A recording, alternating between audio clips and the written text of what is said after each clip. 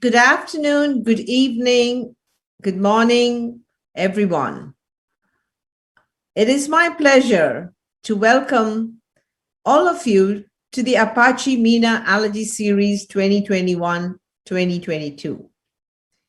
The APAAACI MENA Allergy Series are intended to bring the best of the science and the best of the clinical practical parameters to all of you in the MENA region, but also beyond the region. Today, I'm extremely excited to present the world's top leaders to present on the topic severe asthma, current updates in the management and optimal patient care. We have speakers from Canada, from Europe, and from Asia. Joining with me is our co-moderator from the MENA region.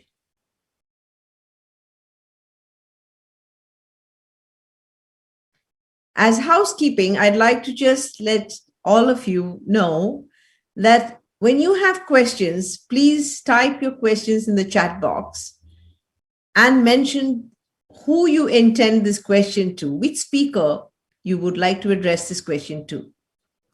There is also a live chat support being provided to you on WhatsApp, and you can also WhatsApp it during the event. I'm Ruby Pavankar, the president of APAACI, and it's my great pleasure to bring warm greetings from the leadership of APAACI and the APAACI community to all of you in the MENA region.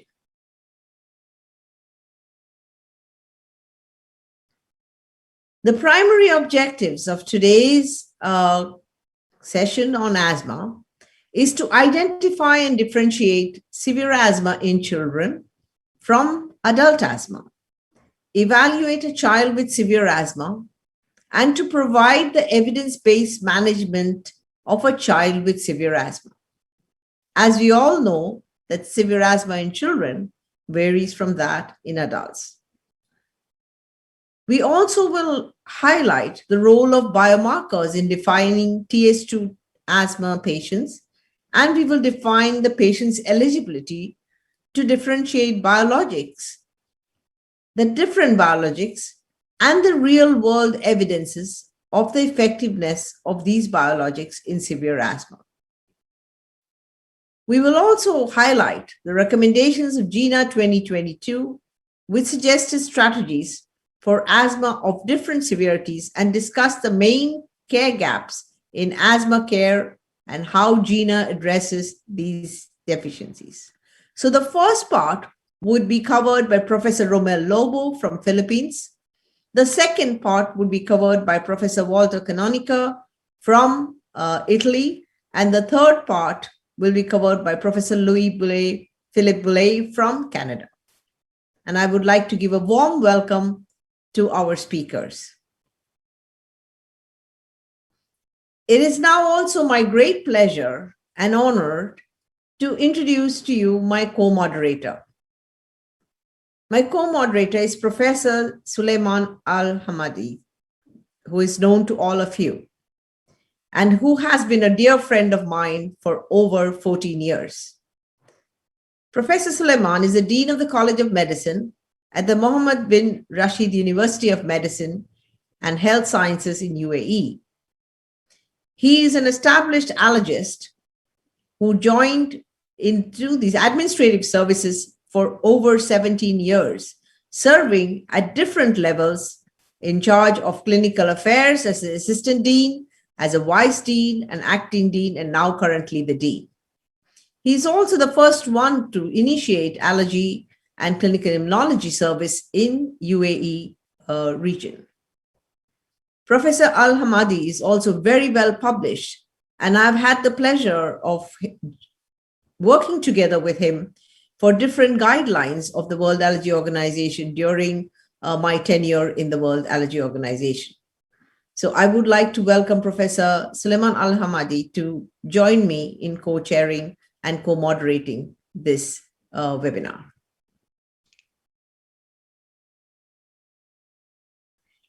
Now it's my pleasure to introduce to you the first speaker. The first speaker is Professor Romel Lobo. Professor Romel Lobo is the president of the Philippine Society of Allergy, Asthma and Immunology. He is also the vice chair of the National Task Force on COVID vaccine adverse events. He is head of the pediatric section at the Los Mondale University in Manila. And he's also the co-chair of the APAAACI 2022 Congress, PASAI at 50, which will be held end of this year in Manila, Philippines. So, Professor Lobo, please. Good evening, ma'am. Thank you for that kind introduction. It is indeed an honor and a pleasure to be here. And first, as my first slide articulates, the narrative that I will do for this evening is I will present managing severe asthma in children with a case study. These are my conflict of interest, and this is the objectives of my lecture.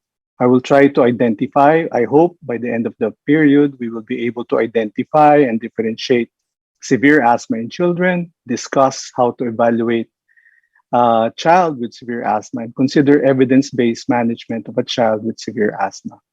This is the roadmap. We'll look at the burden of the disease, asthma management down to monoclonal antibodies used in asthma. Now, according to the World Health Organization, as of 2007, it estimated that there are more than 300 million people of all ages have asthma.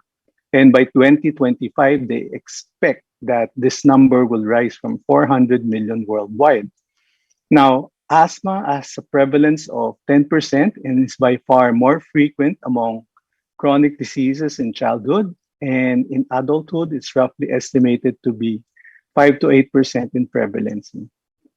Now, when you talk about asthma management, by today, we know that asthma management has never been as successful as it is today compared to the past. And a number of patients can be treated with effective and safe inhaler medications without the need for phenotype identification. And by following a step up and down approach of the GINA recommendations, assess, adjust, review, response therapy, we are able to manage our asthmatic patients well. Now, in severe asthma, uncontrolled or non-responsive, there are now several targeted treatments which require clear-cut diagnosis and appropriate phenotype. So let me present to you one of the cases that we've seen in our service. We have MJ, a 9-year-old male, admitted for the 5th time because of asthma. He was diagnosed case of atopic dermatitis asthma since 1.5 years of age, relieved by salbutamol oral steroids, daily moisturizer applications for his rashes. He had intermittent attacks that were documented from 2 years of age to 6 years age following episodes of respiratory tract infection.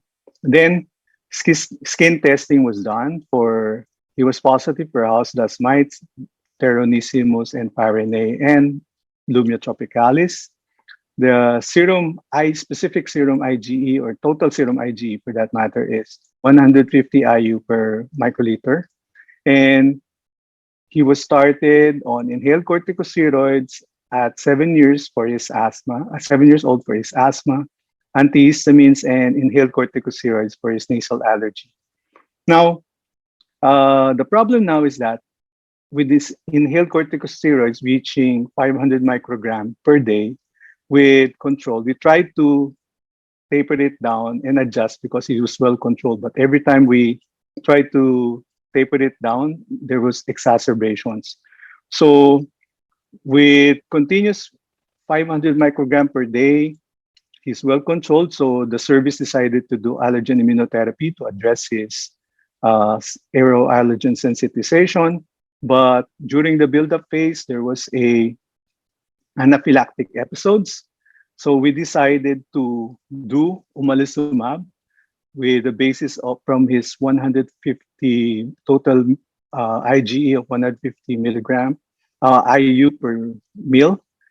We ended up with a dose of 300 milligrams. That's 150 milligram left and right arm for a 35 kilogram every 4 weeks, leading to eventually better control. We were able to decrease the fluticas inhaled corticosteroids and also taper down the inhaled nasal corticosteroids. And he was able to finish his 3 years immunotherapy with better control. Now, if you look at severe asthma in children, it's different from adults. Adult asthma are more likely to exhibit a persistent pattern, while children may have patterns of rapidly evolving, frequent and often exacerbations, usually following either upper respiratory infections. No? The phenotype of severe asthma in children differ from adults and change more rapidly. Now, most children achieve good symptom control when treated with low or medium dose, roughly less than 500 microgram per day of fluticasone equivalent of inhaled corticosteroids. No? And severe asthma in children is characterized by sustained symptoms despite treatment with high dose ICS or oral corticosteroids. There are two categories for your severe asthma: difficult to treat and severe therapy resistant asthma. When you say difficult to treat asthma, when we receive referrals for difficult to treat asthma in our service, we usually try to analyze whether the diagnosis is right, whether it's really asthma. And if verified that it is asthma, we try to see how the medications were delivered, whether it was delivered properly. What we usually do is we do a demo and then a return demo. We repeat this every time the patient follows up. And we also try to document whether the adherence since most of the inhaler medications do not have a gauge to count, we usually try to weigh most of the inhalers to see whether they're using it. And then um, after that, we also try to consider comorbidities, whether the patient has allergic rhinitis and GERD, or depending on their BMI, whether they're obese or a little bit on the overweight side.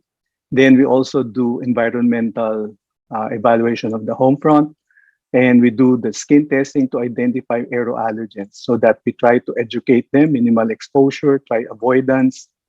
And if everything is addressed properly and they still do have exacerbations, then and only then do we consider them as severe therapy resistant asthma. If you look at the GINA 2021, you'll see that they usually start off with inhalers for the ages adult and adolescent. It's an long-acting beta 2 with your with their long-acting corticosteroid. It's a long-acting beta 2 with your inhaled corticosteroid combination. And what you'd usually do is you do a step up or step down depending on your control parameters. If you reach step 4, you'll see that by step 5, there is a recommendation for referral of phenotypic assessment, and you may add on therapy such as your interleukin IgE, anti-interleukin 5, interleukin 5 receptor, or anti-interleukin 4 receptor. Now, this is also true for 6 to 11 years of age. You do with your lower dose inhaled corticosteroids together with your short-acting, long-acting beta 2. And then you do a step up, step down, depending on your adjustment or control. And once you reach step 4 and you reach step 5, there is a referred to a phenotypic assessment. You may add your anti-immunoglobulin E and then your anti-IL-5, depending on the age group. If you see here, for the less than 5 years of age, you might play around with the dose of your inhaled corticosteroids and your anti-leukotriene inhibitors, because most of the monoclonals are not, there's no safety data and not recommended for less than 5 years of age. Now, when you see severe therapy resistant asthma, it is defined by the need for high dose ICS plus a second controller medication. It can either be a long-acting beta-2 agonist or a leukotriene antagonist. Or for that was used from the previous year or systemic steroids, at least 50% of previous years to prevent asthma from becoming uncontrolled or remaining uncontrolled despite therapy.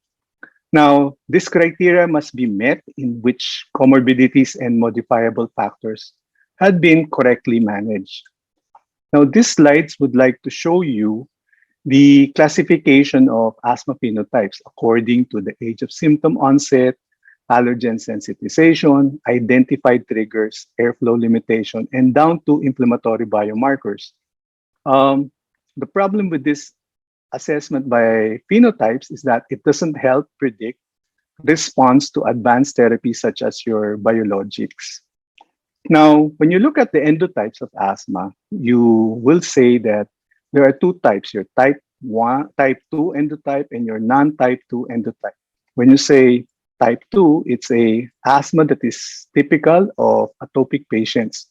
You have a high sputum, more than 2%, blood eosinophil count of 300 per microliter, high nitric oxide levels of more than 20 parts per billion, and you'll see that elaboration of your interleukin 4 and 5 and 13, which are often produced after allergen exposure, and your interleukin 33, 25, and thymic stromal lipoprotein produced after activation of an innate immune system with a bout of viruses or bacteria. These are expression from inflammatory responses. Now, when you look at non-type 2 endotype, you'll see that these are asthma defined by neutrophilic or polygranulocytic airway inflammatory patterns and poor corticosteroids responses. Some studies support that the hypothesis that elevate levels of circulating interleukin 17, 6, and 23, usually associated with the bacterial infections, obesities, are all involved in the pathogenesis of your non-type 2 asthma. So now, how do we pick which will be a good choice for a monoclonal? Remember that type 2 asthma covers more than 50% of the endotypes, and type 2 asthma includes allergic, non-eosinophilic, or non-allergic eosinophilic, or non-allergic non-eosinophilic, and probably mixed granulocytic phenotypes that often configure clinical pictures of difficult and severe asthma, for which monoclonal antibodies targeting type 2 inflammation appear to be the most emerging therapeutic strategy. So right here is a benralizumab. It's a humanized monoclonal antibody that binds to the subunit of your interleukin 5 receptor. It blocks binding of this receptor and resulting in inhibition of the eosinophil differentiation and maturation of the bone marrow. Further, it promotes apoptosis of both circulating and tissue resident eosinophils. Its use has been approved as an add-on maintenance for adults and children 12 years and up with severe eosinophilic asthma, a baseline eosinophil count of 300 cells per microliter or 150 cells per microliter for oral corticosteroids dependent patient. And despite them, proper treatment of high dose ICS and LABA. Studies report that good efficacy profile as a reduction in annual asthma exacerbation, significant improvement in pre-bronchodilator FEV1, and steroid sparing effect. Now, the next would be your dupilumab. It's a human IG4 monoclonal antibody that targets your interleukin 4 receptor alpha, blocking production of your interleukin 4 and interleukin 13, and the activation of eosinophilic inflammation. The efficacy is described in several atopic diseases like in atopic dermatitis, asthma, and chronic rhinosinusitis with polyposis. Its use had been approved as an add-on on maintenance treatment for adults and adolescents 12 years and up with severe eosinophilic asthma defined as a raised blood eosinophils of more than 150 cells per microliter, or a raised nitric oxide of more than 20 parts per billion. Now, chronic rhinosinusitis with nasal polyps that are uncontrolled despite optimal treatment. When you say optimal treatment, it's either medium to high dose ICS plus two additional controller medications, including your oral corticosteroids. Now, mepolizumab is a humanized monoclonal antibody IgG1 kappa directed against the interleukin 5 ligand that consequently cannot interact with your IL-5 receptor, reducing the production and survival of your eosinophils. No? Um, its use has been approved for adults, children 6 years, and affects severe asthma, peripheral eosinophil blood level of either 300 cells or more per microliter in the past 12 months, or 150 cells or more per microliter in initiation. No? There is no related anaphylaxis or fatal adverse events are reported in the safety profile, which are favorable. Now, when you talk about omalizumab, it is recommended. It's a recombinant humanized IgG1 monoclonal anti-IgE antibody that downregulates the IgE high affinity receptor, Fc epsilon receptor 1, it expression on basophils, mast cells, and dendritic cells, decreasing type 2 cytokine production, inhibiting the eosinophilic inflammation. It is recommended in adults and children 6 years and up with moderate to severe chronic allergic asthma. It increased total IgE levels between 30 to 700 IU is considered in the US as an indication, while total IgE of 30 to 1,500 IU is considered in Europe. The allergic sensitization to at least one perennial allergen. It's life-threatening. There is a possibility of experiencing anaphylaxis with your omalizumab, though that's why there is a black box warning when you use your omalizumab. It should entails that the doctors who are using it are able to manage anaphylaxis, and patients should be monitored in a safe setting after administration. Omalizumab provides clinically relevant improvements in exacerbation rate, lung function, circulating eosinophil count in children, and adolescent and adults with moderate to severe uncontrolled asthma. Now, this should be bear in mind that allergen immunotherapy is the only causal treatment in allergic asthma, but it is exclusively suggested in mild to moderate asthma, as it can induce asthma exacerbation, and it cannot be prescribed with uncontrolled or severe asthma. Now, for patients with non-type 2, example, neutrophilic asthma, or only a few strategies are available and included. You have your long-acting anticholinergic bronchodilator, which is your tiotropium. It's a long-acting anticholinergic bronchodilator approved by FDA for 6 years old and older. It appears useful in patients with asthma at risk of beta-2 receptor downregulation due to overuse of your short-acting beta-2 agonist. No? Then you have your theophylline. It's a molecule with bronchodilator and anti-inflammatory effect, able to improve steroid sensitivity, but the therapeutic window is kind of narrow. It also promotes neutrophil apoptosis. It can be beneficial for patients with neutrophilic asthma. Side effects should be monitored, such as nausea, vomiting, headache, irritability, insomnia, and tremors, as I said, because of the narrow therapeutic window, and the need for frequent drug level monitoring limits its use in routine practice. However, administration is associated with reduction in daily oral corticosteroid use and improvement in their FEV1.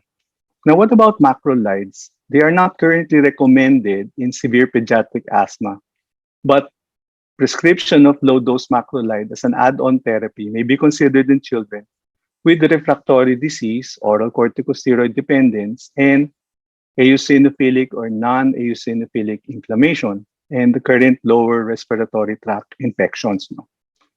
Now, for the past few minutes, I have discussed asthma as a common disease in childhood, with minority affected children suffering severe asthma. And uncontrolled asthma is a challenge for physicians requiring multidisciplinary systematic assessment.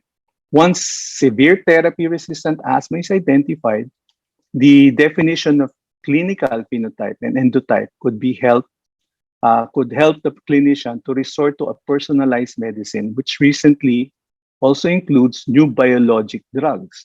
For preschool children, the control of modifiable factors and empowerment of parents and caregivers remain crucial for the management of patients belonging to this age group, since monoclonal antibodies are not yet recommended for the less than 5 years of age. And before I end, I would like to invite you to APAACI 2022 PSI at 50, Evidence-Based Integrated Care in Allergy, Asthma, and Immunology, the New Frontier. It will be held in Manila, Philippines on December 5, 6, 7, and 8. And I do hope to see you there. So thank you very much for listening.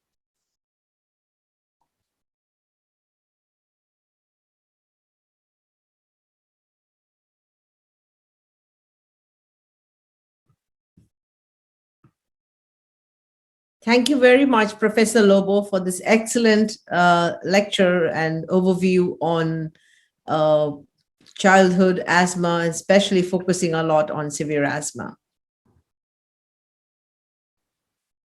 So, shall we address the questions?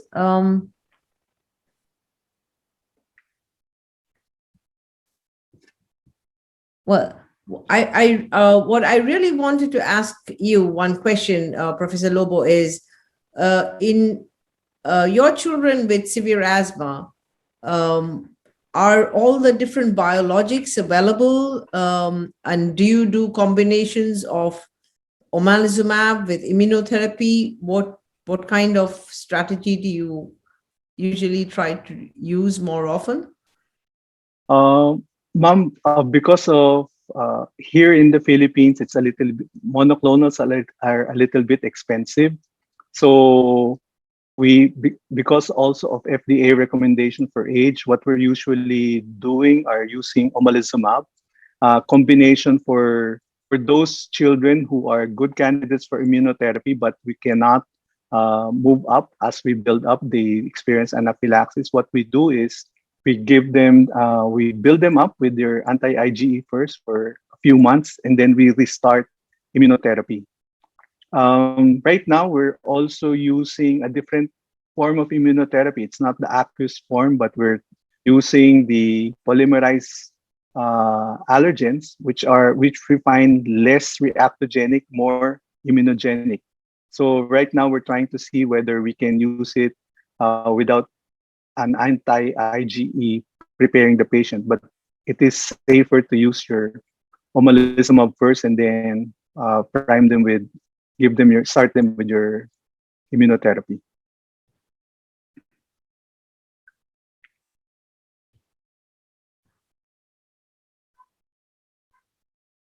Any questions from any of the panel in the meantime to Professor Lobo, Professor Canonica, Professor Philippe Poulet?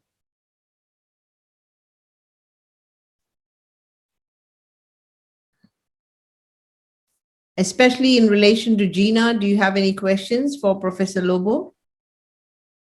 Or in relation to biologics? I think Professor Lobo showed, in fact, the GINA recommendation for children in addition to adolescents. I think we still have other studies to be done, of course, on biologics to know exactly the targeting of this medication, but I think this has been well explained. Do you consider also, a multidisciplinary approach for the children with, for example, to provide asthma education to the child and the parents and non-pharmacologic measures that should be applied in this case, and also checking for adherence to the therapy? Yes, Professor. We usually have an asthma education program. We always sit them in a classroom wherein the nurse asthma educator or sometimes the respiratory therapist will try to review how they use their medications. And at the same time, we also have a dietitian for those who are a little bit on the heavy side to ask them to do diet modification. So we try to do a systemic approach for management of our asthma. Thank you. Any other questions? May I ask one more question? I mean, in our experience, we find almost, I would say, over 90% of children who have asthma, they have comorbid allergic rhinitis. And when the mothers actually bring their children, they never complain of any symptoms of the upper airway. But if you actually examine the nose and if you actually look at if you go into the details of the history, often they have allergic rhinitis. And we have seen that controlling the allergic rhinitis has helped control the asthma also better. So what is your opinion on that or experience on that? Professor, I do agree with you that most of the time, when we have referrals for severe asthma, the allergic rhinitis component or the upper airway component is missed by some of the general practitioners or the pediatricians. So once we see it, we add on therapy for allergic rhinitis, and you'll see better control of their asthma. And eventually, we might even be able to put them on the lowest dose possible of ICS, or even remove the ICS and just continue with their allergic rhinitis medications. Absolutely. I think Professor Canonica has a question. No? No, because actually we can talk after my talk about the biologics in the different patients. Okay. So I thank you very much, Professor Lobo. And now I will hand over the moderation to my co-moderator, Professor Suleiman. Thank you, ma'am. Thank you, Ruby, for giving me a chance to co-moderate this session with you today. It's my pleasure actually to introduce Professor Walter Canonica. He is a professor of respiratory medicine at Humanitas University, Italy. He is also the director of personalized medicine, Asthma Allergy Center at Humanitas Research Hospital Institute for Research, Exploration, and Healthcare. Professor Canonica, his innovative research work at the innovation treatment for the allergic disease using the Biologics and also slits. So that's the two major things, and I'm sure that he will be the best to talk about the role of Biologics in Th2 type of inflammation in severe asthma. It's worth to mention also that Professor Canonica, he served the World Allergy Organization for 6 years. He is the Secretary General and he's President-elect, and he was the President also between at year 2008 and 2009. He's also the Vice President of Interasthma. Professor Canonica, the floor is yours, and we are to enjoy your talk. Thank you very much for the introduction and also for the kind invitation to talk today to the severe asthma type 2 inflammation and the role of biologics.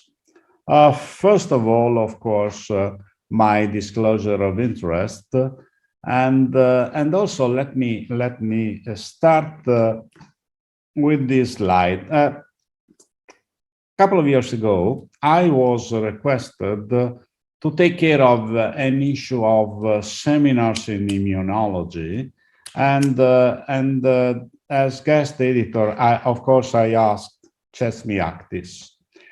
what are the immunological mechanisms in asthma? And he was so kind to prepare a great review about the immunological mechanism that, as you can see, are summarized here as allergic, allergen as the first promoter of the inflammation and the immunological response, and non-allergic, where he put virus, pollutants, and cigarette smoke. But I wish to stress one point. We were used to talk and to focus on these cells, the Th2 cells.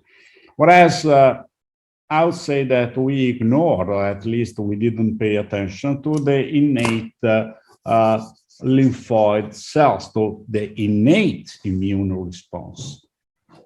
And these cells are playing a very important role. Why? Because they are promoting the production of lymphokines or cytokines that are the ones that are also released by Th2 cells. But one big difference is that they do not need the specific induction of the allergen, for instance. What does it mean?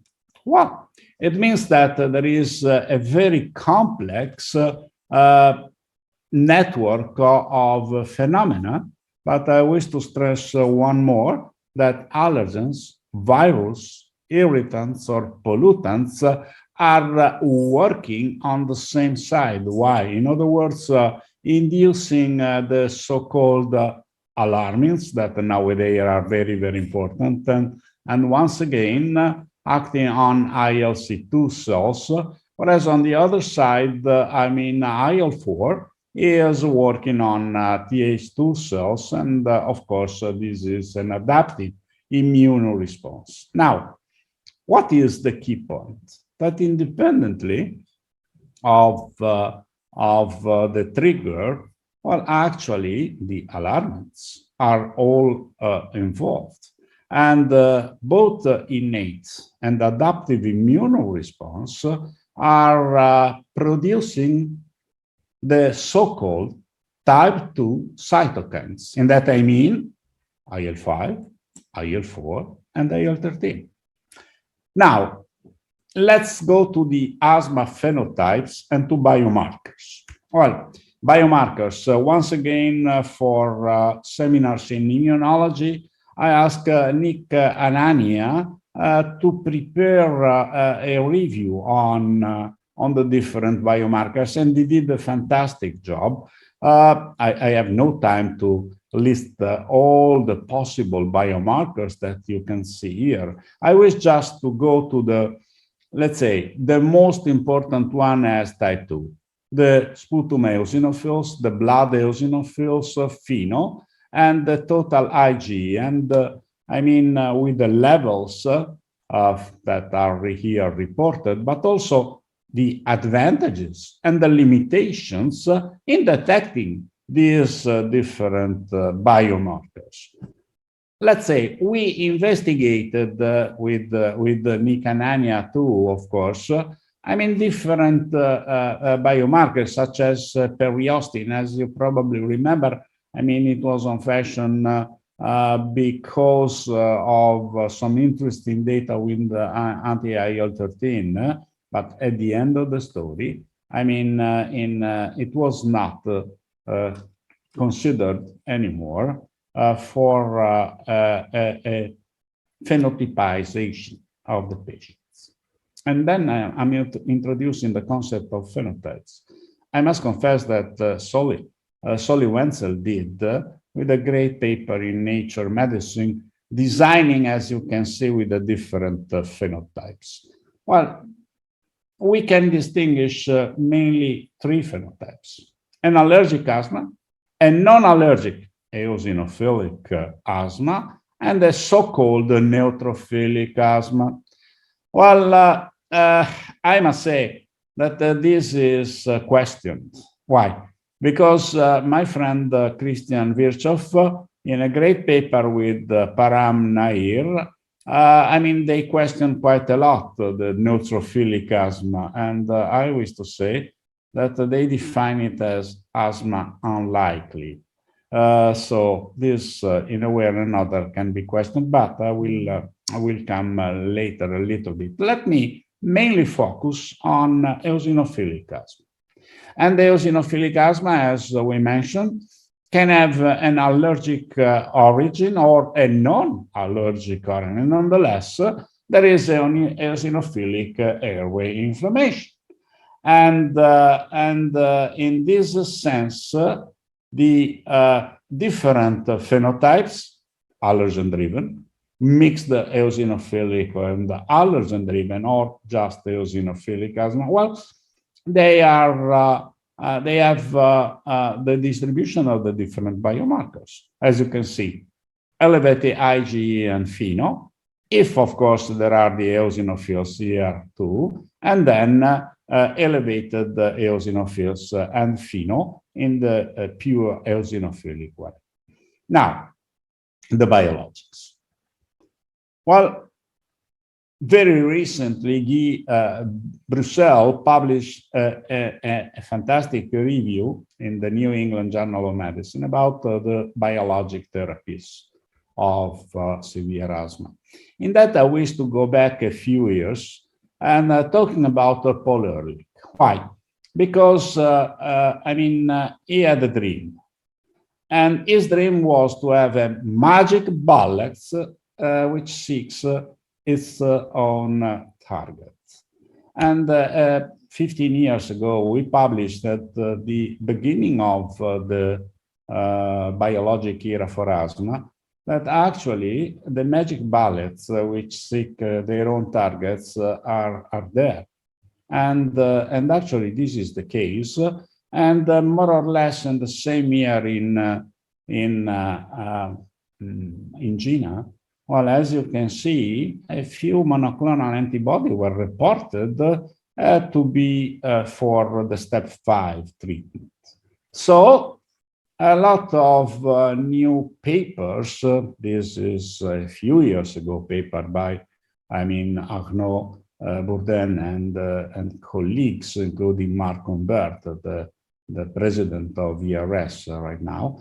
I mean, about how to manage asthma in the era of biologic therapies. And I wish to go to this paper by Mo Shami. Why? Because he was able to briefly synthesize and to describe anti-IgE, how it works, and which kind of disease you are, is working on. For instance, upper and lower airways and skin, or anti-IL-5 or anti-IL-5 receptors having different mechanisms, of course, and working on upper and lower airways, probably some other organs, and anti-IL-4 receptor working also on IL-13. Definitely effective for asthma, sinusitis, let's say nasal polyposis and atopic dermatitis, but we know also eosinophilic esophagitis. So, I mean, now in the last version of GINA 2021, actually all these monoclonal antibodies are part of the step 5 treatment. But what is the eligibility to biologics? Well, this great review by the APAAACI in this sense, we try to summarize using the great interpretation. And I think that it was also important to distinguish, because we are talking about drugs that they have different eligibility if you look at the EMA or the FDA. And I think that this has to be considered whenever you evaluate the results of, for instance, real-life studies. And in any case, was the grading of importance for systematic reviews? Well, the different outcomes with the different importance. I personally have to say that in my mind, the oral corticosteroid sparing is becoming one of the major issues, and I will come back with that. By the way, I wish just to mention the point how through the biomarkers you can define the different eligibility, which is fine. But what is important is to look at the response to the biologics. So in other words, we can have responders or suboptimal response. And then we have to investigate probably the reason of it. But I mean, we have some gaps in evidence for biologics in severe asthma. For instance, I wish just to mention two. The one is what is after treatment cessation? We don't have data, and this has high priority. And what about the comparison between biologics? Once again, we need independent head-to-head comparison, and this is a high priority too. But I mean, sorry. We are just repeating what Jeff Drazen was publishing a few years ago in a great editorial in the New England Journal of Medicine, when he said, well, we need a head-to-head approach for prescribing the best biologic for the patients, and because our patients, they deserve much better than just what the marketing is effective. And I have to say that this is correct. Why? Because in this paper that was published in the Asian journal by Joanna Gace, I think that analyzing the so-called indirect comparison or the network meta-analysis, it was possible to demonstrate by Bilbasi that mepolizumab was significantly better than the other biologics.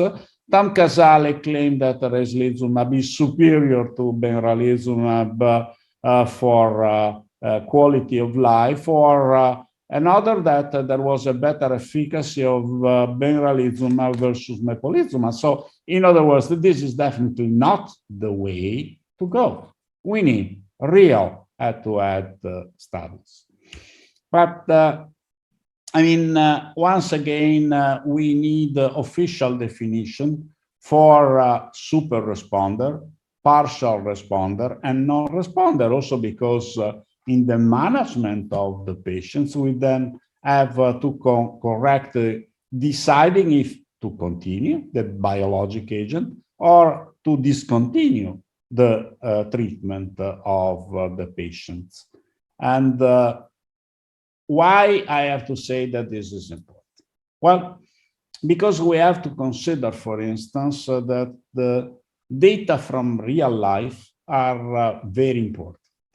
I love this paper that was published 2 years ago, analyzing all the registration trial for all the biologics in asthma.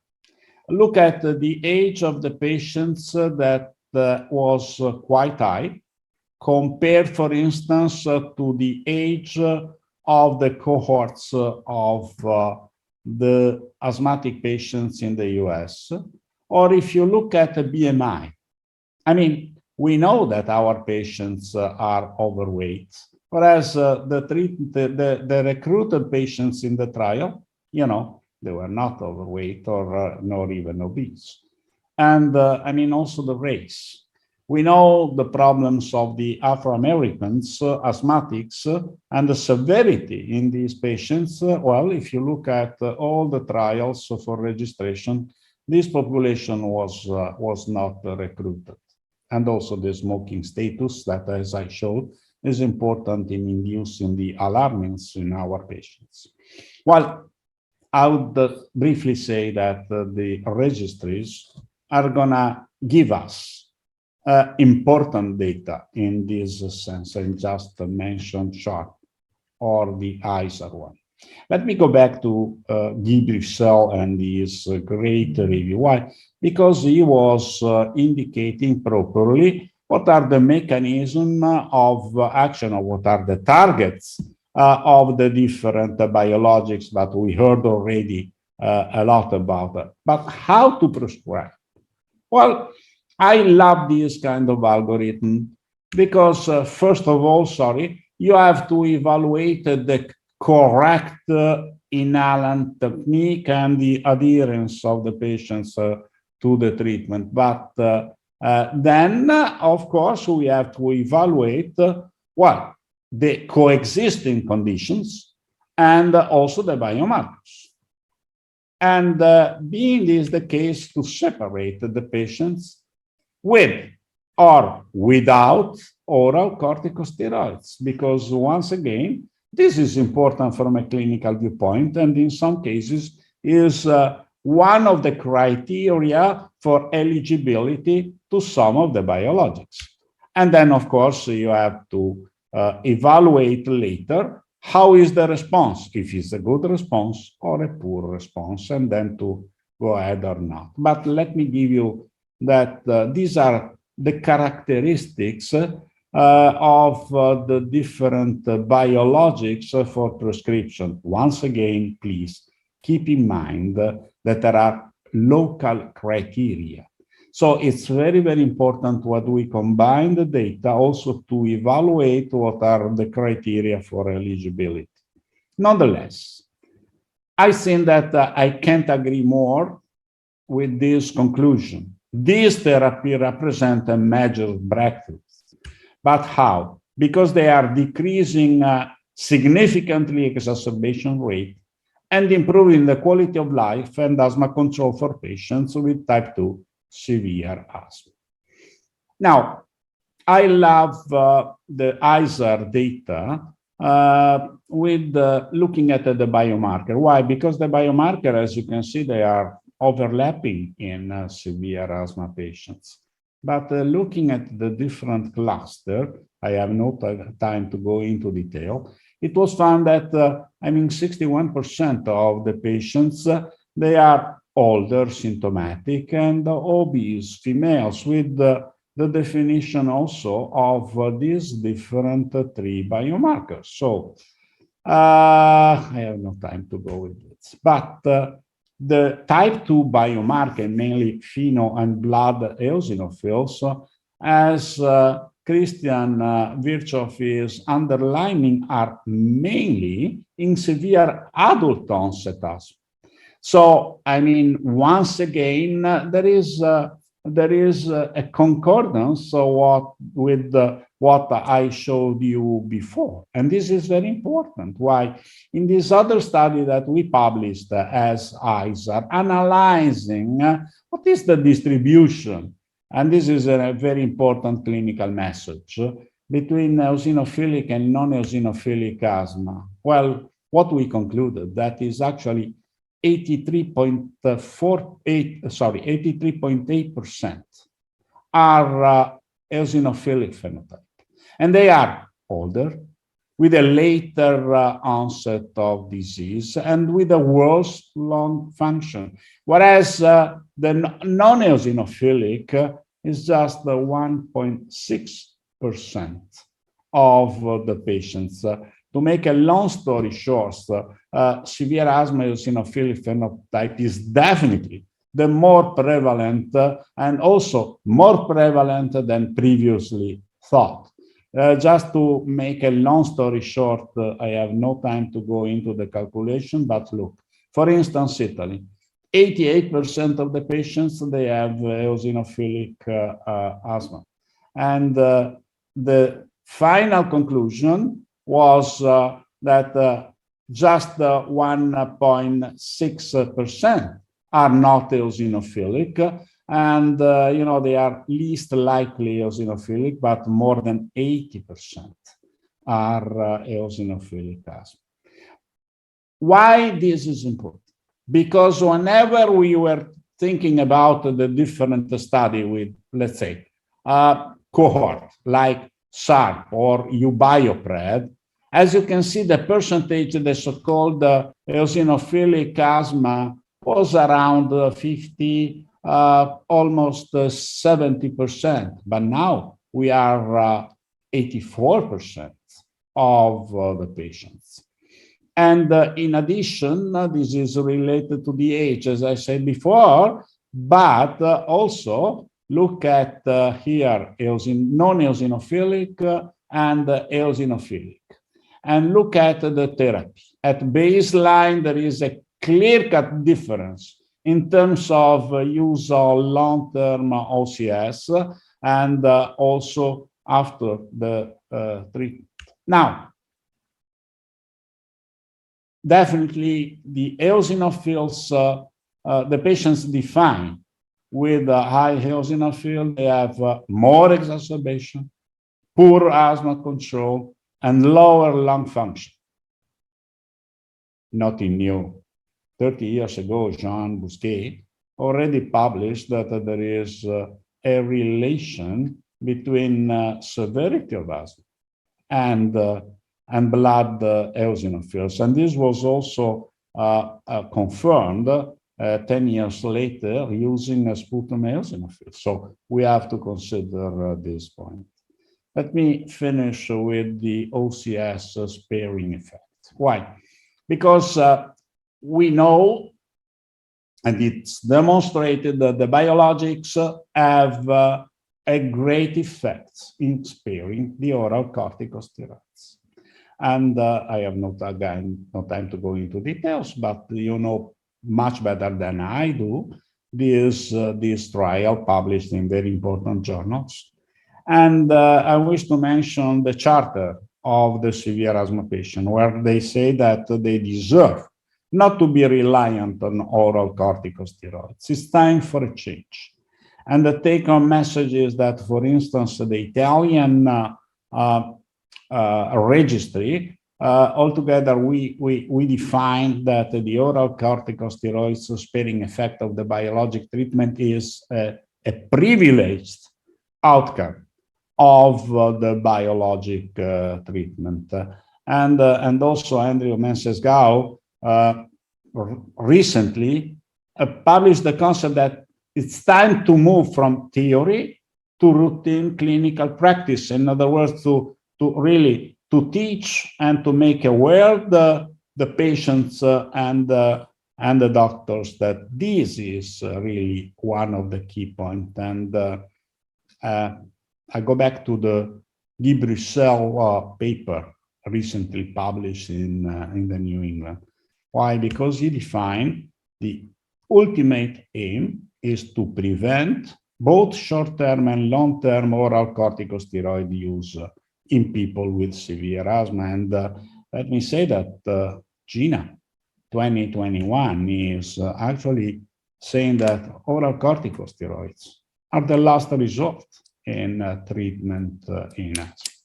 Let me conclude with a paper that is currently in press with some friends from Germany, from Canada, and from other European countries that is currently in press in the Lancet. Why?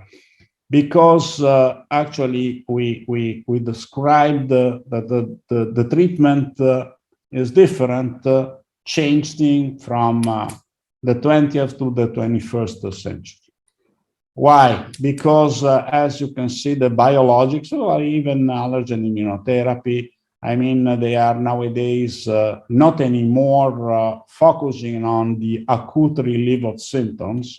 In other words, on short-term benefits, but I mean on long-term benefits, with the disease modification and action on remission of the disease. And this is a concept that we have to use and to disseminate. And also with collateral efficacy. Why? Let me just briefly mention the effect on comorbidities, such as nasal polyposis, for instance. And of course, in a treatment that is definitely more individualized, compared to the concept of one size fits all that we used for decades before. With this, I thank you very, very much for your attention. And of course, I thank all my team in Milan.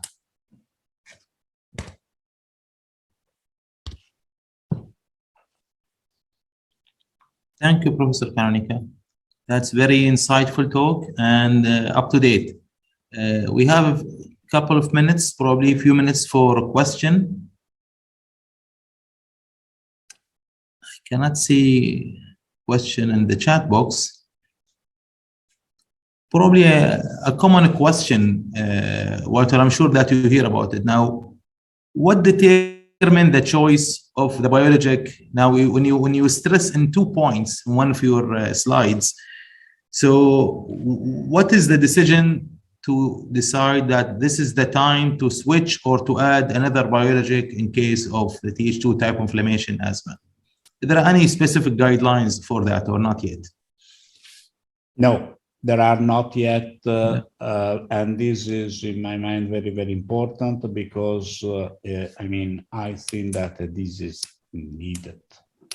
Up to now, of course, the evaluation is a clinical evaluation considering the clinical response. But I think that we have really to define much better what is, or better. I mean, there are some papers that are defining the response, the non-response or so, but I think that we should have a better clarification on that, and I think that GINA is leading in this sense. I mean, this kind of, in a practical viewpoint, this is absolutely a recommendation that should be done, having clear criteria. Yeah. And if I may ask a question, Walter, thank you always for the excellent lecture. Just as you just mentioned right now from a practical point of view, like for immunotherapy, we always talk about patient-reported outcomes. Do we have something that we can use in terms of biologics as patient-reported outcomes? And the other question is like, are there definite biomarkers that can look across the different biologics, like maybe something to do with the B cells or some definite biomarkers? Let me start from the second question. The answer is no. We do not have yet additional biomarkers helping us as a clinician in the choice of the biologic. The first one, I have the answer because now is almost approved and validated SAC. SAC is the Severe Asthma Questionnaire and is the questionnaire of quality of life that is properly designed. It came through the SHARP, that is the ERS registry of severe asthma. And of course, up to now, there is a validated version in English, but we are currently working. The Italian one is ready, just to be published, but is already validated. You know, so I think that once we have this tool, probably we have one more, let's say, possibility to compare in the different realities. Thank you very much. If there are no further questions, probably we can proceed for the next speaker. Thank you very much, Professor Karonika, for that. So let's proceed for the next speaker. So it's my pleasure now to introduce Professor Louis-Philippe Boillet to give us the global perspective about GINA 2021. And no one can give us a better perspective from the chairperson of the GINA. Professor Boillet is also a respirologist at the Quebec Heart and Lung Institute, professor of medicine at Laval University, Canada. He is also the past chair of Canadian Thoracic Society and founding member of the Quebec Respiratory Health Education Network. He is the chair of the board of directors of the Global Initiative Asthma and immediate past president of Inter-Asthma. Professor Boye is another scholar with us today. He published more than 700 medical publications, in addition to about another 700 abstracts, to 43 books chapters, in addition to authoring or editing another 17 books in the field. Professor Boye, the floor is yours to give us the global perspective. Well, thank you so much for this introduction, and thank you for the invitation to take part to this very interesting webinar. So today I will try to speak about what's going on with GINA in regard to global perspective and our current recommendations. I am working in research and education, so I have different potential conflicts of interest, but I don't think I have any. Of course, as you said, I'm the chair of the board of directors at GINA, so this may be a bias for this presentation. And my main objectives are to describe, in fact, the key recommendation on the last GINA report on the general management of asthma. And I will update, in fact, our recommendation for the strategies proposed for different severities of asthma. As the major changes in GINA occurred in mild to very mild asthma, in addition to severe asthma, I will particularly focus on these two populations. If you're interested, maybe you already had a look at that. The executive summary of GINA 2021 was published simultaneously in 5 key medical journals, respiratory journals, in the last few weeks. So you have a choice.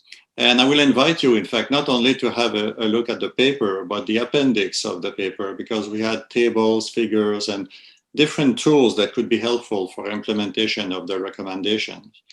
I could not also avoid, as Professor Canonica mentioned, to stress the excellent paper of Guy Bruxelles about the biological therapies. Guy is one of a member of GINA also. We appreciate very much his contribution to GINA. But as shown, in fact, this paper is really one of the best published recently on the topic. Just as an advertisement, we are just about to finish the revision of the GINA 2022 global report.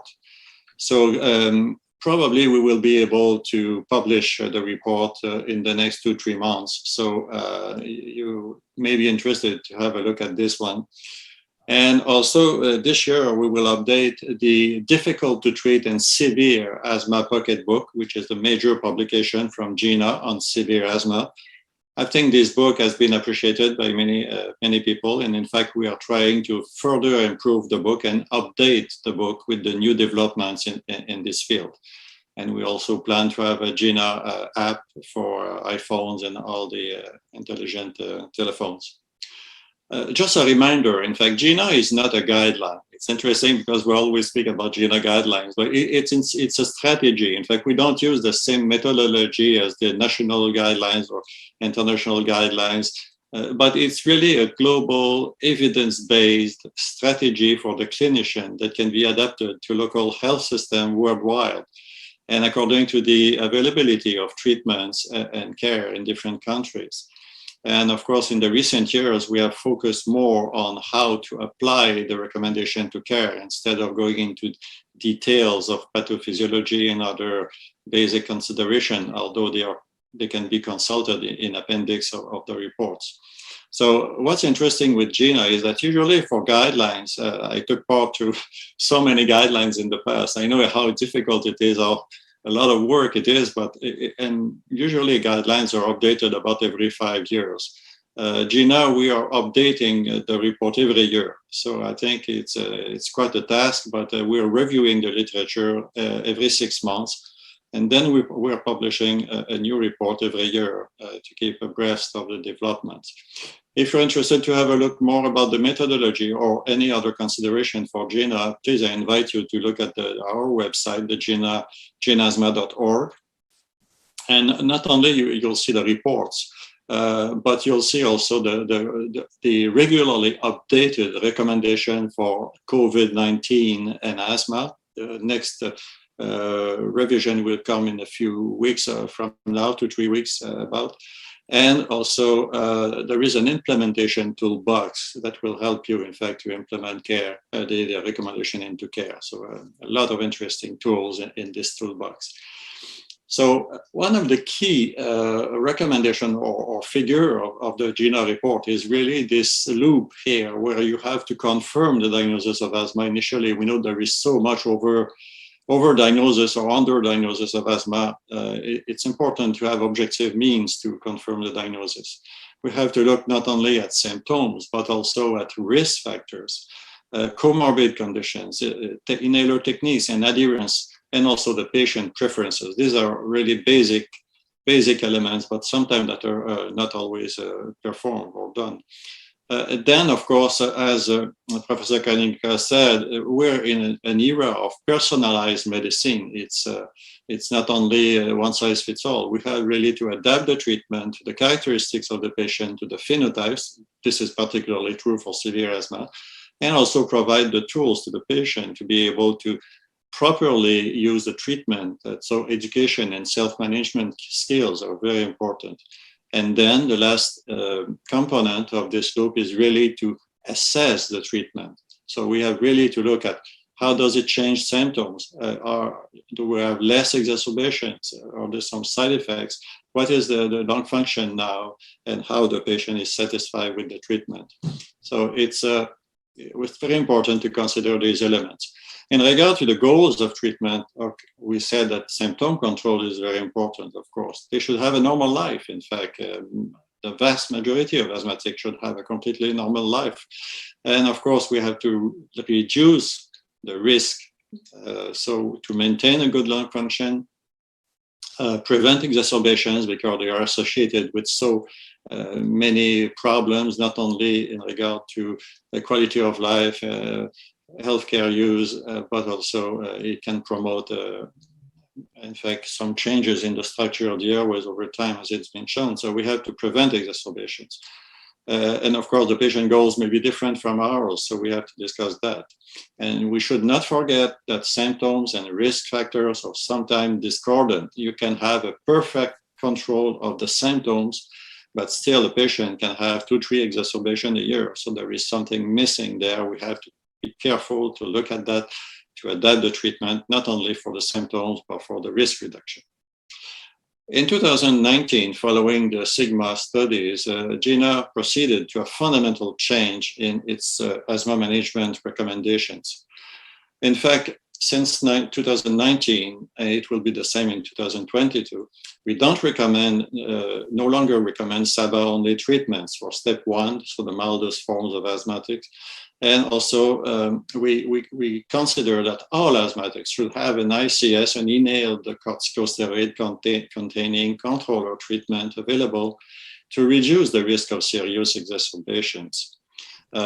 This is, in fact, a population-level risk reduction. As for many other conditions, we don't look only at acute treatments, but we have to look over time at the overall control of the disease, not only to prevent symptoms, but to prevent worsening of the condition and some long-term changes that we don't want, particularly an increase in severity over time of the disease.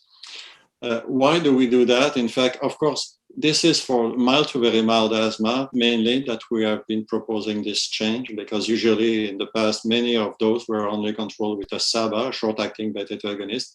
But we know from many studies, including the DOSER study, that a significant proportion of apparently mild asthmatics or very mild asthmatics, they have exacerbation. They have near fatal asthma.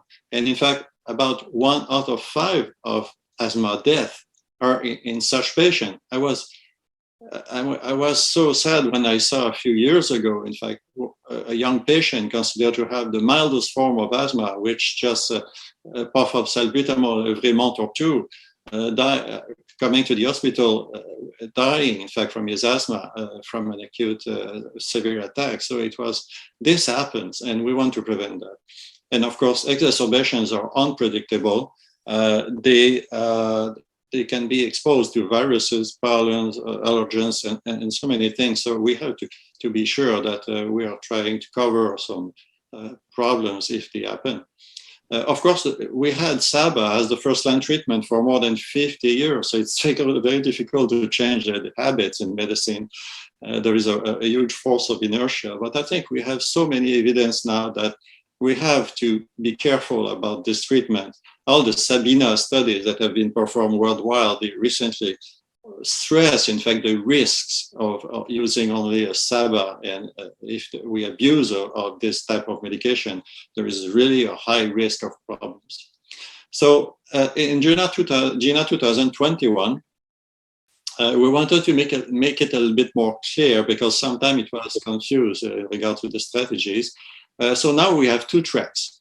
The track one, which is the preferred one, is with low dose ICS formoterol as the reliever. And it's just this medication that is proposed. So it's using, there is no regular maintenance medication. This is for both anti-inflammatory and rescue therapy.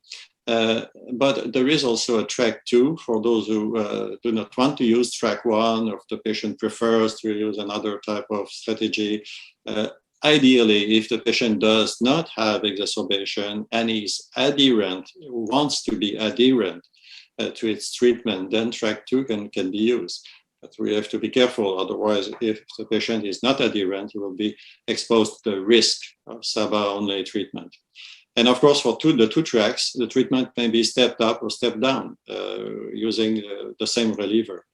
So this has been shown already. And as you can see, the upper panel, the upper suggestion or strategy is the preferred one, so the track 1. So for steps 1 and 2, so the very mild asthmatics who have less than twice a month symptom, or for the mild asthmatic who have more than twice a month symptoms, but not regularly, they can use the as-needed ICS formoterol, and the reliever is the same buffer. And for track 2, then for step 1, we really suggest that every time a patient needs a SABA, they should take a puff of ICS at the same time to counteract the underlying inflammation that is probably causing the need, in fact, for the SABA. And then, of course, for track 1, if it's not sufficient to control asthma, we then have to use this medication regularly and increase the dose if it's not sufficient up to step 4. And then for step 5, we know that all the medication that can be added, and I will speak about that. For track 2, it's the same. We have to take the drug with a higher dose of inhaled steroid if it's not sufficient. But once again, we have to be careful that the patient does not use his SABA too often.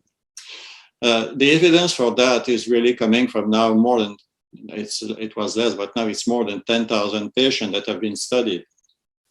Compared to SABA alone, in fact, we know that severe exacerbations are markedly reduced if they are using the strategies with ICS formoterol. In studies like with Paul O'Byrne or Eric Bateman, they show that severe exacerbations were not more frequent with this strategy. And in fact, it was achieved this, and in these studies, in fact, the patients were quite adherent because they were a randomized controlled trial, and the patients were followed very carefully with an adherence over 70%, which is quite good. But so they were, the two treatments, the two tracks were similar in regard to budesonide formoterol in this case. But it was achieved with a very small, quite a smaller dose of ICS with the ICS on demand, ICS formoterol on demand compared to the maintenance dose of budesonide. Lung function, very small difference. Asthma control, very small differences. And FeNO was relatively similar. So there was no evidence of increasing underlying inflammation with the ICS formoterol. And for exercise-induced bronchoconstriction, it was better to prevent this phenomenon than SABA, and it was similar to ICS over a long time. So it was interesting to see that. In the executive summary, if you look at the appendix, we are speaking about the two strategies. Well, for the ICS formoterol arm, the track 1, for steps 1 and 2, we speak about AIR, the anti-inflammatory reliever. So the treatment is taken as needed for symptom relief without maintenance therapy. And for the steps 3 to 5, it's the MART strategy with ICS formoterol, where it has to be taken regularly, plus on demand if there are intermittent symptoms. So, of course, unfortunately, as it's only formoterol that has a fast action compared to some other long-acting beta agonists, it could not be applied for other medication, other long-acting beta agonists than formoterol. Maybe in the future we'll have some, but for now it's mostly formoterol that could be used for these two types of strategies. Let me speak about severe asthma now. Of course, we have to distinguish between difficult to treat and severe, truly severe asthma, because when we see patients at the severe asthma clinic, interestingly enough, once we have done the investigation, a large part or a large number of these patients don't have severe asthma. They simply have problems with asthma management, the most frequent one being adherence to the treatment, and we have to check that very carefully. In GINA, we are suggesting the three definitions. Of course, uncontrolled asthma is simply a huge number of manifestations of asthma, frequent symptoms, exacerbations, and this can happen also in mild asthma. In fact, very mild asthmatics can have uncontrolled asthma. Difficult to treat asthma is simply asthma who cannot achieve asthma control with a lot of medication, and of course contributing factor may be involved in this case. Severe asthma, according to different authors, at some different meanings sometimes, but I think most of us in fact realize that severe asthma should be considered in a patient who has uncontrolled asthma despite optimized therapy and treatment of contributing factor. So usually using high dose ICS, or long-acting beta agonist, sometimes another medication. And when we check about the contributing factor, if they have been addressed, comorbid condition and so on, that worsens when the high dose treatment is decreased. So this is the definition of severe asthma. So this is just what. So these are the pocket books on severe, difficult to treat and severe asthma that you probably know and have looked at. So there will be a 2022 version that will just come very soon. We're working very hard to finish this last one. And as you could see in the book, we are starting with, in fact, the collaboration between the general practitioner and the specialist to confirm the diagnosis, as I mentioned, to look at the contributing factor of asthma, and poor control in some cases. Then we should optimize the treatment, including asthma education, the therapy, as I mentioned previously, and then review the response after a few months. If asthma is controlled, then we can keep the treatment and see over time if we can reduce it. But if it's not controlled, then we should go further into the evaluation. And if we are unable to, if the general practitioner is unable to perform additional tests or verifications, then he could refer to a specialist. And then, of course, we have to look at the type or the phenotype of asthma. So is it a type 2 or non-type 2, what we called previously a type 1?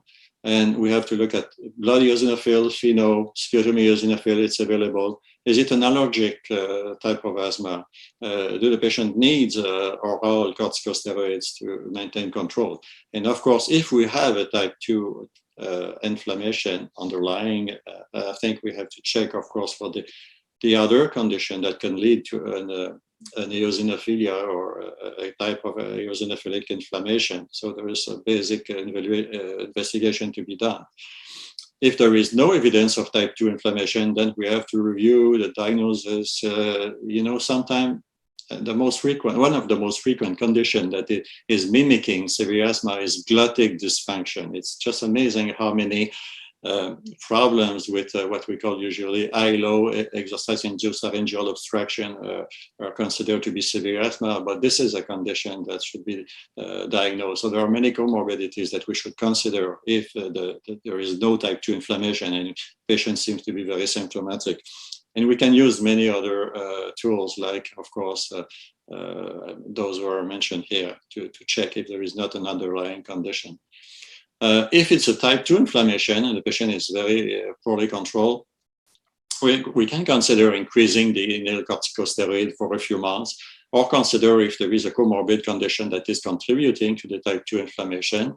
And then if it's we don't have the result expected, we should consider the possibility to add a biologic if it's affordable for the patient. And if it's not affordable, then of course we have to rely on ICS doses. Well, some other therapies such as LAMA or azithromycin, I'll speak about that. And if we have to use OCS or oral corticosteroid, then we have to be careful to minimize the treatment. And of course, try to look at the triggers of inflammation. We have to keep oral corticosteroid at the minimum. Ideally, we should not use that drug, but of course, sometimes we cannot do otherwise. So if we're talking about the biologic, I think this has been very well covered by my two colleagues. Of course, we have to look at the phenotype. So if an allergic phenotype, we can consider MELISMA, and there are some predicting factors such as blood eosinophil, pheno, allergen-driven symptoms. And for the anti-IL-5 and IL-5R, mepolizumab, resizumab, or bengalisma, of course, the high blood eosinophil is the key criteria here in severe asthmatics. And for the anti-IL-4R, like dupilumab, of course, this drug is working both for allergic type of asthma and eosinophilic type of asthma, and the predictors of an excellent response are the higher blood eosinophil and higher pheno. So this is quite interesting.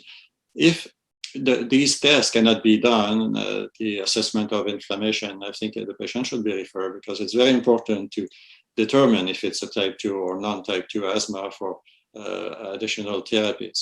So if the biologic has been chosen, we have to reassess the treatment at 4 months at least, or extend for 6 to 12 months if we are not sure about the response. And if we don't have a good response, we have to consider switching the biologic to another that we think could be better in this patient. If there is a good response, of course, we have to reevaluate the patient regularly to be sure that this is maintained. What the patient do sometimes, they try to stop their other medication just to keep the biologic, and this is not ideal, I must tell you. I have a patient that came to my clinic, and once he had started the biologic, he said, "Doc, I stop everything else." I said, "Oh my God, don't do that. There is a risk of flare-up, and in fact, we really have to be careful about that. We can reduce the medication progressively. Of course, starting with OCS if they have some, and then the ICS to a lower dose, but we have to be careful. And we have to monitor not only the symptom, but also eosinophilia or the other biomarkers. If there is no good response to the type 2 targeted therapy, then there is the whole reassessment. We should reassess everything to be sure we are not missing something. This has been shown. This is in the Brussels paper. I like really this paper, I must tell you, and this figure is amazing. And it shows you, in fact, the type 2 versus type 2 low or asthma, and the various mechanisms and the medication, in fact, that are involved here, like the anti-IgE and the anti-eosinophilic. And of course, in this graph, we have now the tezepelumab, the anti-TSLP. So it's the anti-alarmin that will come on the market. I think that will be the first to come on the market. And in the next iteration of the GINA, the GINA recommendation, we have looked at tezepelumab. So you'll hear about this drug in the next GINA in a few months from now. For the T2 low asthma, we are really, we don't have so many drugs to be used, of course. As it's been mentioned, there is a neutrophilic and a postgranulocytic type of asthma, but it's not easy to treat these patients. They are very refractory to treatments, including oral corticosteroid. What's interesting is that tezepelumab seems to have an effect in T2 low asthma. So it's not as good as T2, the T2 high. Tezepelumab is very good for T2 high, but it seems to work also in some cases of T2 low or type 2 low asthma. So that's interesting.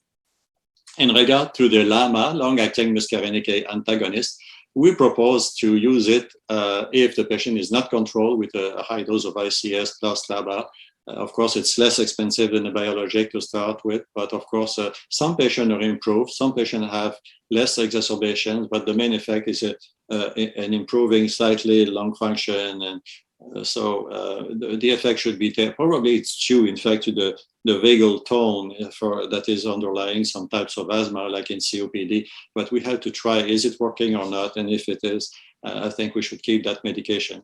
We spoke about azithromycin. Of course, this is another option for both types of asthma, T2 high, T2 low. The AMAZE study in Australia showed that could reduce exacerbation. But of course, before trying this medication, long-term medication, we are really to check if they have no atypical microbacteria. Otherwise, it will probably they will develop. Maybe if they develop a resistance, it will be a drug that will not be able to be used in this kind of circumstances. And of course, it has effect on the QT. So we had to check the EKG. And we're always concerned about antimicrobial resistance overall. So this is always a concern. So it was a very brief overview of some of the GINA recommendation, but as you can see, there is really a major change in the paradigm of treatment, particularly for mild to very mild asthma. And everybody should have an ICS available. And ICS for much of all, if whatever it's the AIR or the MART strategy is the preferred option, but if not possible, the track 2 can be used, of course, with careful surveillance of adhesion to the treatment and control of asthma. We had so many developments in the treatment of severe asthma, as has been shown in the 3 presentation. I think we have to follow that carefully. And once again, I invite you to look at the packet book where we will review everything on this topic. Personalized medicine, adapted medicine, we have to look at the treatable treats. And of course, as I said, GINA is reviewing its recommendation regularly for all components of asthma treatment, and you can find it on the website. So thank you so much for your attention.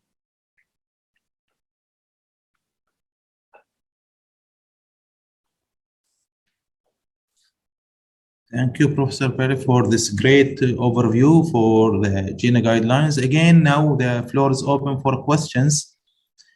I cannot see a new question posted in the chat box yet.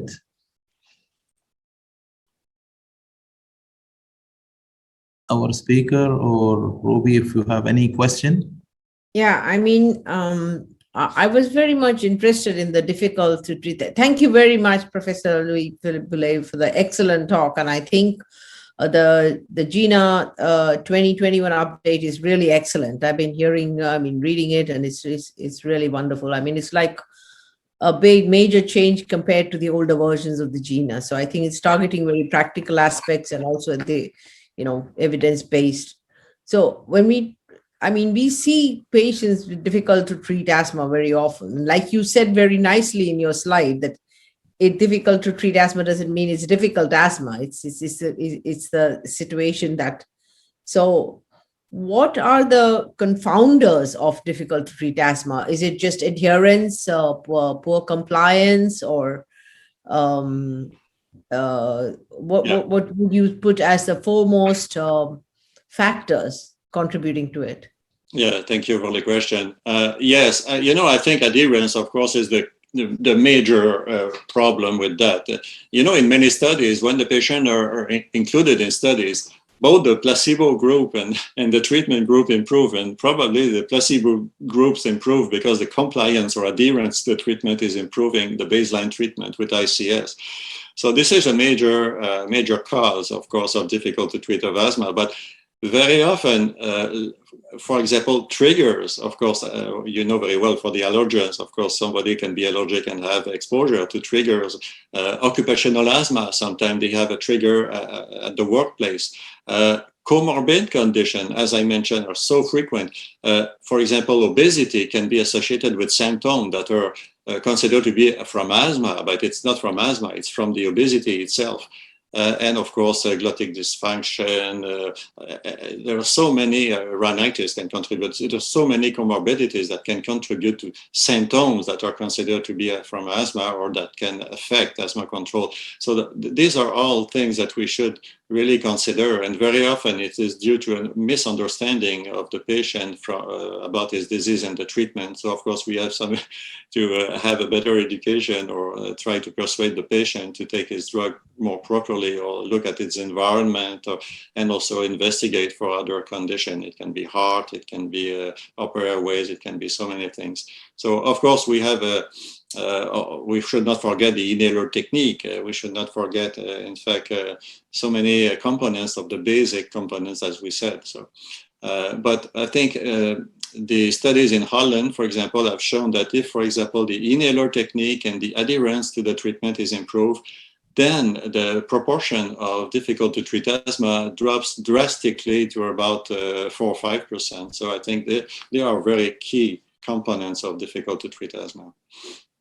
Yeah, I really understand this particular concept, because especially we have seen children, actually, 12 to 13-year-old children. We were almost going to start the child on mepolizumab because the child was just not improving. We give the children a diary where they actually measure their peak expiratory flow every day. They report their exacerbations, everything, and it was really very poorly controlled asthma. And then we actually, one day the father came along with the child instead of the mother, and it was the first time we came to know the child was not taking the inhaler at all.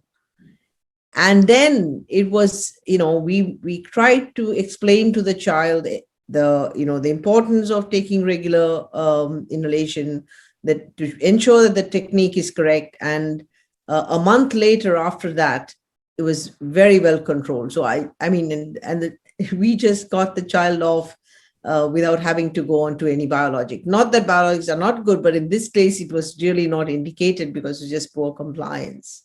So I think, and the other thing we see nowadays with this COVID, and I'm sure probably you would also find the same thing, is that the adherence and compliance is much better now, because people are, they know that COVID is a respiratory condition and they don't want to, so they try to be as adherent and as compliant than ever before. So we find that the situation is much better now.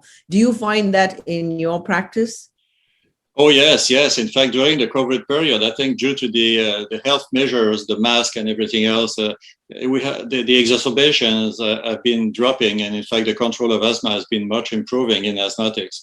And we always told them, don't stop your ICS. In fact, you may be protected by this drug. In fact, and of course, asthmatics don't have more frequent or more severe COVID than the other ones, unless they have been taking oral corticosteroid recently, or they are in very bad condition. But yes, that has been really a major point. And in fact, we almost had no influenza. We had no influenza in Canada. Yes. So it was really helpful. From your comment also, if I may add something else, it's very important to make objective tests, spirometries, or at least test something, because if you have a patient that seems to be difficult to treat and has a completely normal spirometry with a lot of symptoms, we have to look at something else.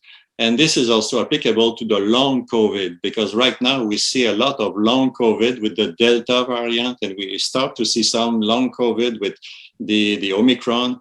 And long COVID usually, or many definitions, but if the symptom persists or reappear for 3 months, or they persist for more than 3 months, we can think about the syndrome of long COVID, which is in fact associated to the virus.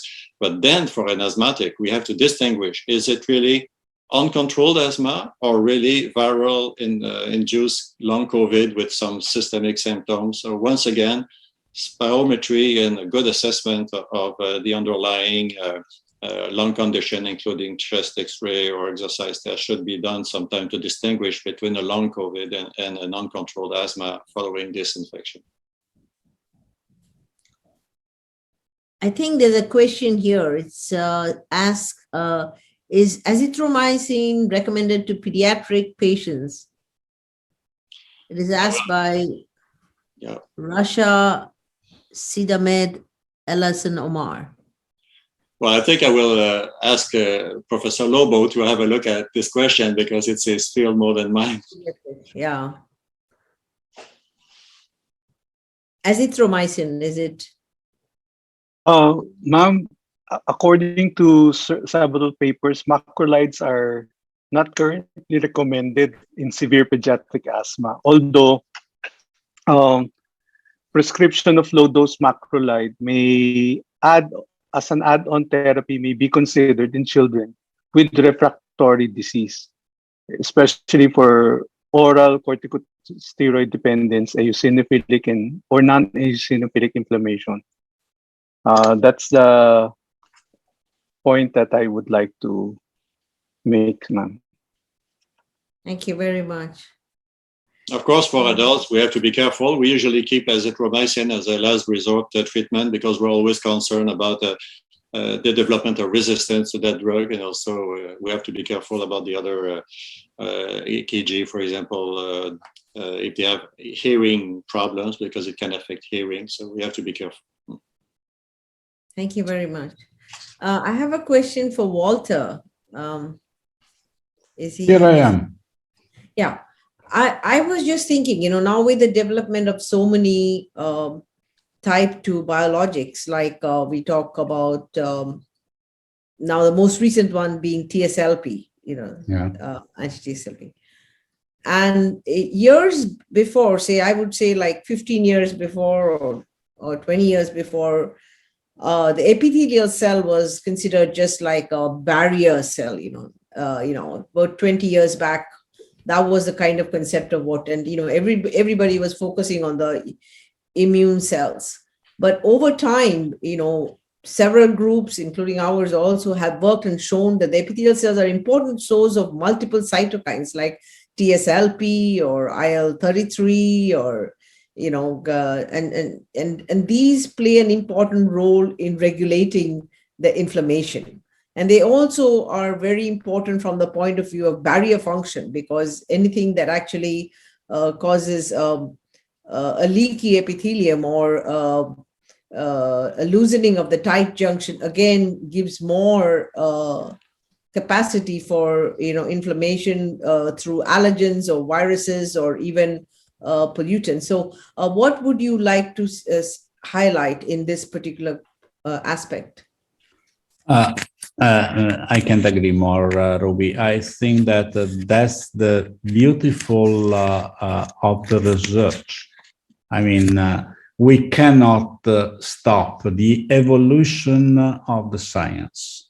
I mean, I can't agree more with you. I mean, when I started, I just consider the epithelium like a barrier. Then actually, I start thinking about a different role when we discovered that the allergen was able to upregulate the adhesion molecules on epithelial cells.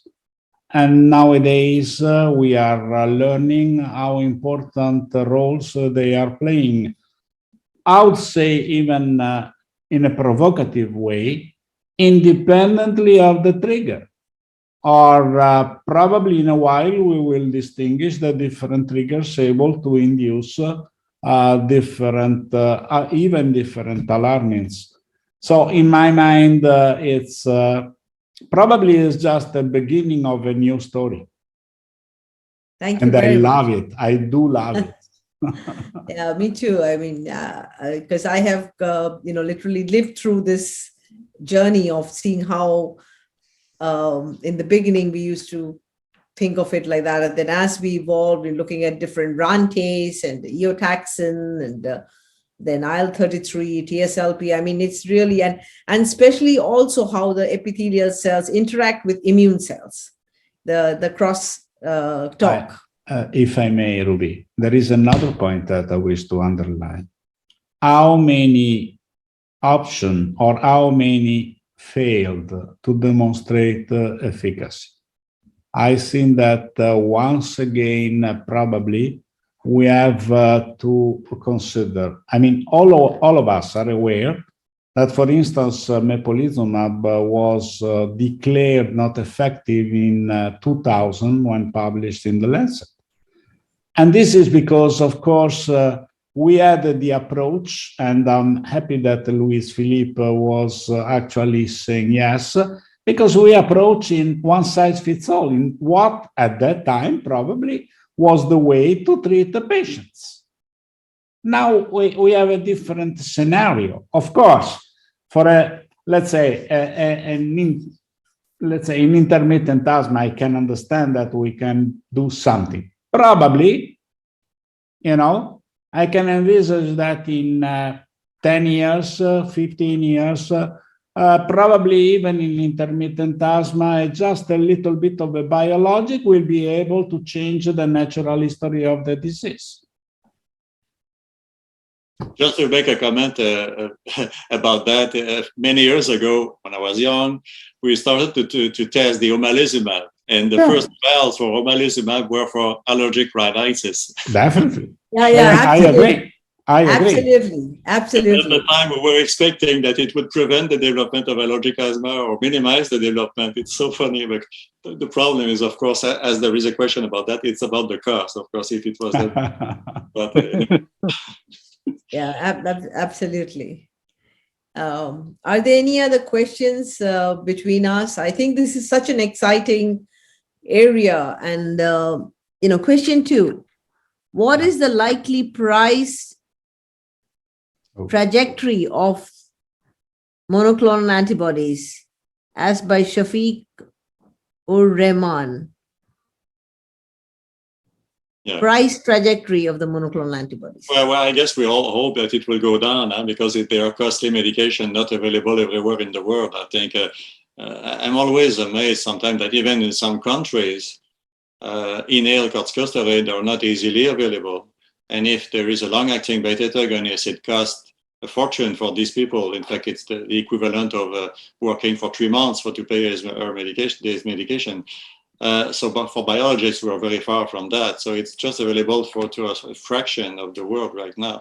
I really hope that the price will go down, because I think there will be more people using it, hopefully, but it's just a wish. I would also like to make a provocative, comment, which it would be very nice to hear your thoughts, all three of you, when we talk about costs, we need to look at long-term health economics. And I think very often what we're doing with, you're trying to pump in treatment that's not really controlling the disease. So over long time, there's an indirect and direct cost to the regular, inhaled corticosteroids the person is taking, and it's not having any effect. On the other hand, a more expensive biologic may actually control the disease much better, and in the long term, the health economics would be better. And I think looking at it in that scope is also an important point, even though it's expensive. You're absolutely right. I think biologics can avoid exacerbations, hospital admissions, many problems, particularly related to OCS, oral corticosteroids. So yes, I think the cost benefit has been shown. It's just the availability sometimes that is lacking, but you're absolutely right. And if it were medication that could be taken over a very long time period, I think it would be ideal. Well, of course, we don't know right now. We don't have very long-term studies on biologics to see, what's happening over, I don't know, 10 years and so on. But from now, for most medication, we know that they don't lose their effect. So I think this is quite reassuring. But once again, maybe the cost is the barrier here.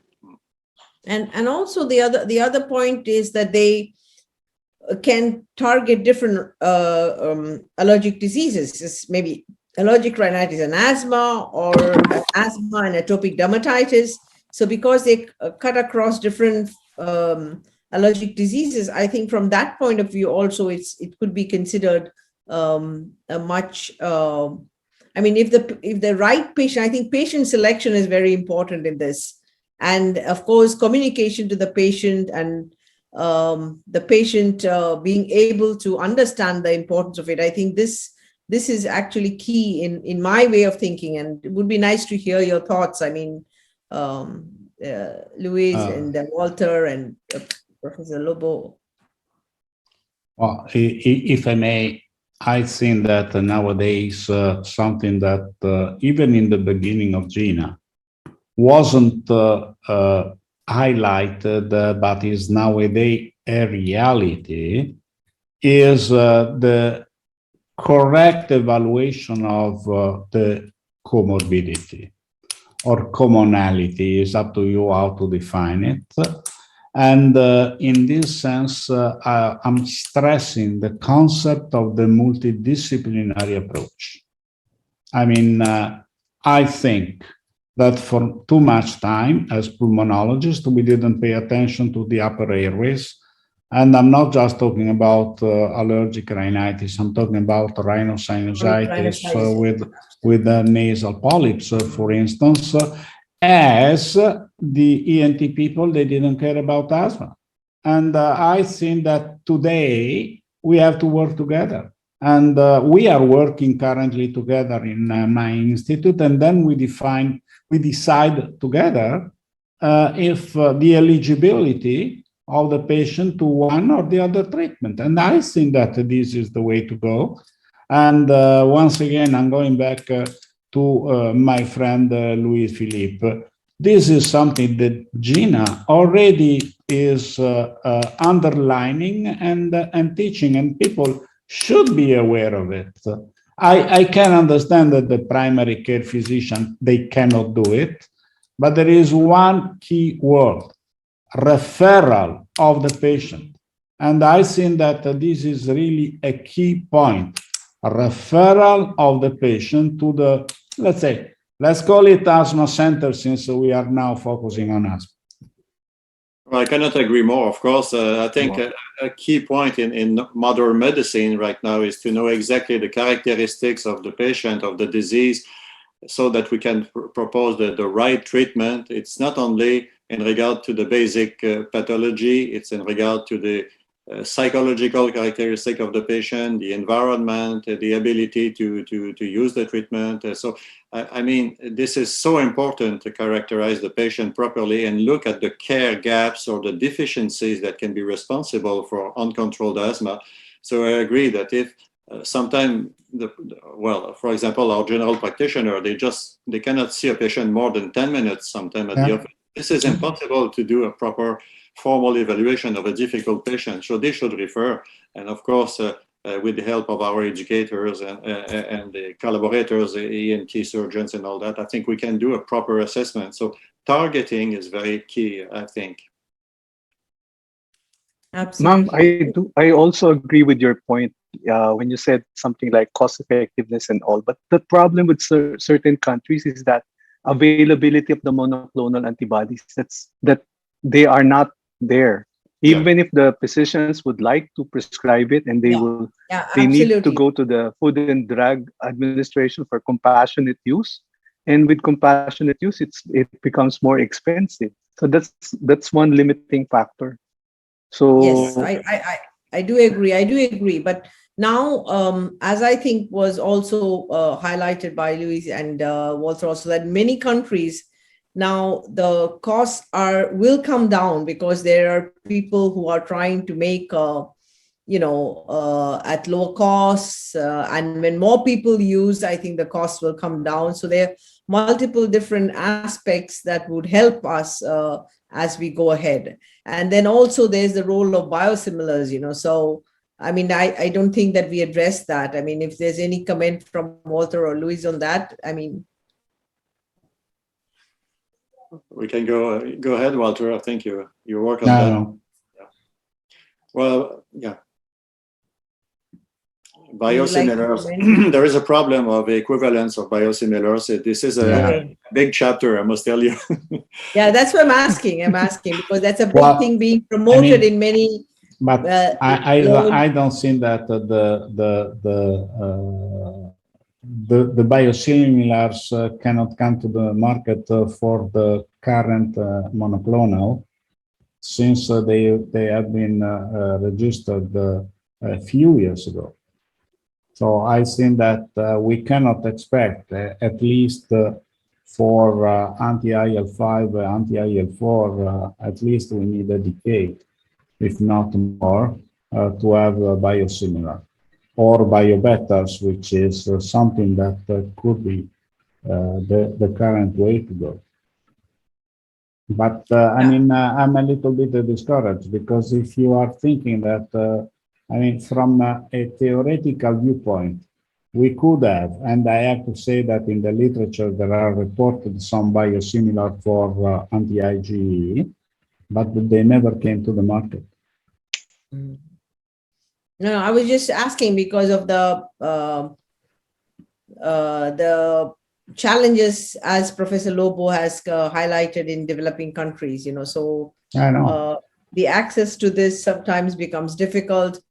And of course, there is a, you know, even within the developing country, there are different levels of people who can afford it and people who can't afford it. When we look at the masses, of course, there are people who can't afford are the majority. So there are challenges over there, but I think as time goes on, these biologics may become cheaper and easier to use, I would guess, over time. Unless, of course, you know, there is some way the World Health Organization can make some of these as essential medications, you know, and I don't know if that will happen.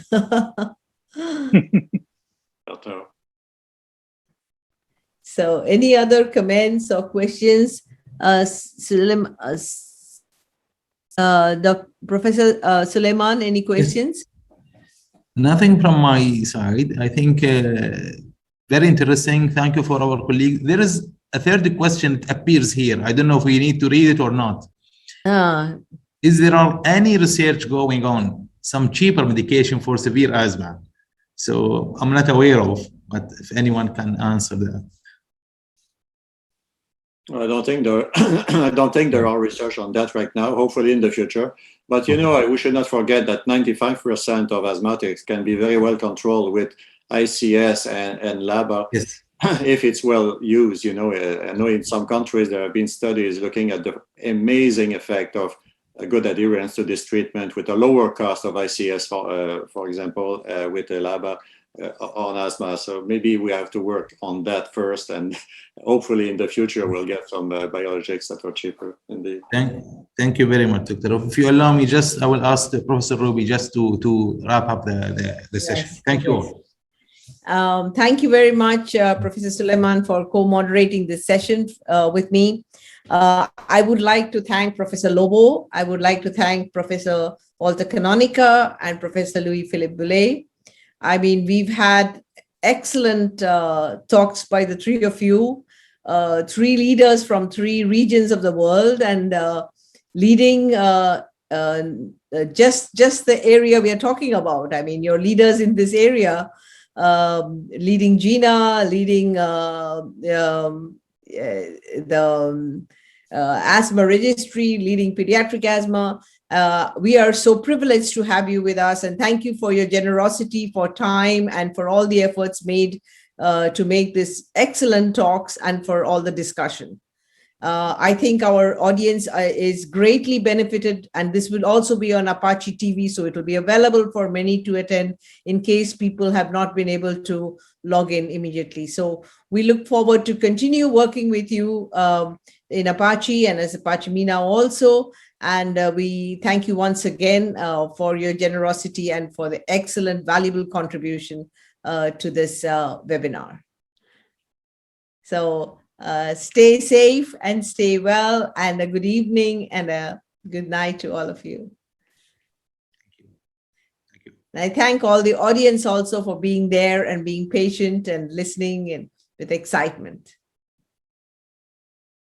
Thank you.